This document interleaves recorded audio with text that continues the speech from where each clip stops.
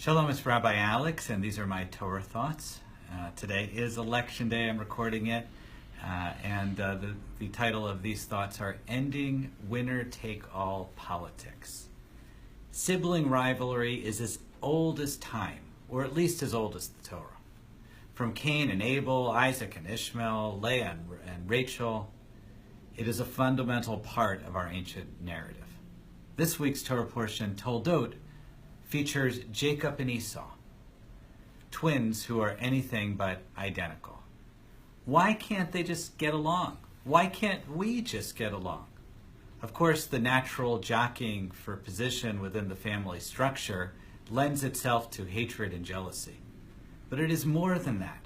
Siblings like Jacob and Esau fight not only for parental love, but God's love as well. Only one can be the favored child. Only one can control the destiny of the Jewish people. This winner-take-all attitude seems fundamentally wrong.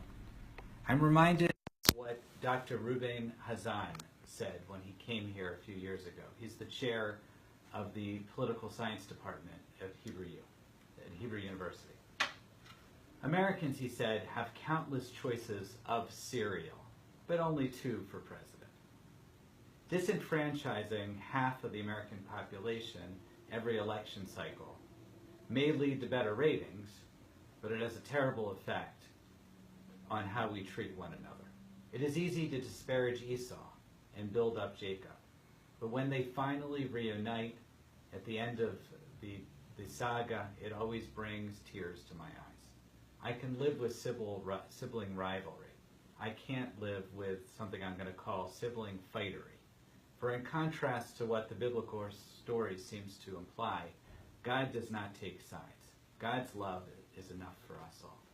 So I wish you today a happy day of voting and a peaceful world. I'm also going to read for you a prayer that my neighbor down the road, Rabbi Sammy Barth, wrote for this voting day. Ata milamed la'anosh bina, you teach humanity to make distinctions. Transcendent God, we turn to you as source of wholeness and holiness. It is through the visions of your prophets and sages that we are inspired to dream of the great unity that will one day embrace all humanity and all creation. But that day has not yet dawned, and we live as free people in a land of freedom, a land embracing great diversity and describing the way forward. On this day, we are called to discern and choose, to embrace a vision and cast our vote. Through this profound and critical act, an act of our free will, we accept responsibility for deciding the pathway into the future for our country.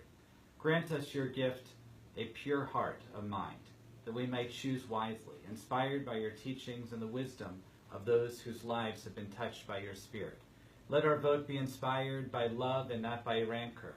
And when the choice is made, let our loyalty be to all our fellow citizens, for our destinies are linked together. V'taher libenu L'avdecha be'emet. Purify our hearts that we may serve you in truth.